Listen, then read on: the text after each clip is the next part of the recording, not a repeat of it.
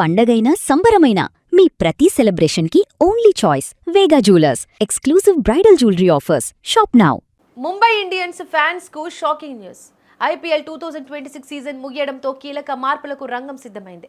హార్దిక్ పాండ్యా కెప్టెన్సీపై వేటు పడే అవకాశం ఉందని సమాచారం.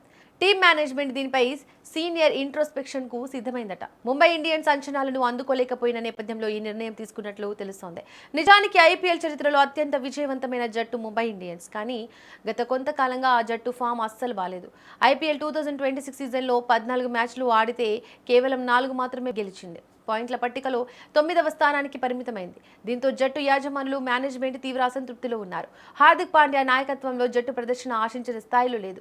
దీనికి తోడు డ్రెస్సింగ్ రూమ్లో కూడా పరిస్థితులు అనుకూలంగా లేవని సమాచారం. కోచింగ్ స్టాఫ్ సూచనలను సీనియర్ ప్లేయర్లు పట్టించుకోలేదనే విమర్శలు కూడా వినిపిస్తున్నాయి. అయితే ముంబై ఇండియన్స్ శిబిరంలో స్పష్టమైన అసంతృప్తి కనిపిస్తోంది.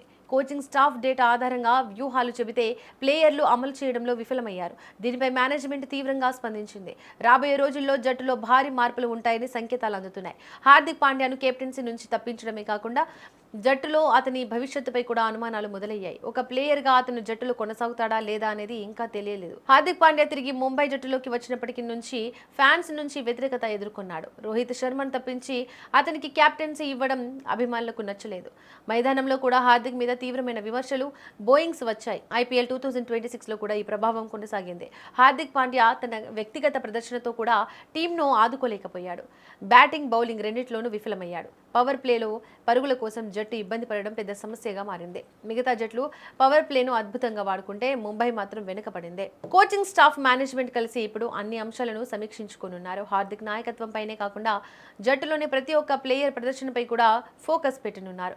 ముంబై ఇండియన్స్ సంప్రదాయానికి భిన్నంగా జరుగుతున్న ఈ పరిణామాలు క్రికెట్ వర్గాల్లో చర్చనీయాంశమయ్యాయి.